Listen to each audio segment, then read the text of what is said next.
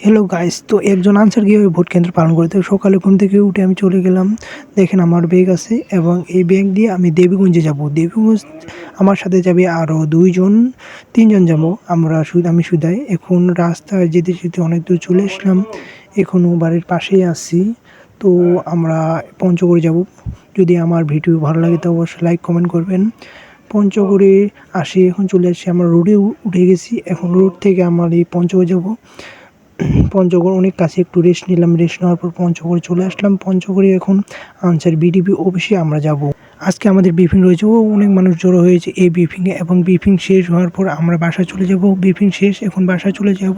বাসায় চলে যাওয়ার পর পরের দিন সকালে আমাদেরকে অস্ত্র দেওয়া হবে, এবং এই অস্ত্রের মাধ্যমে আমাদের পরের দিন ডিউটি করতে হবে।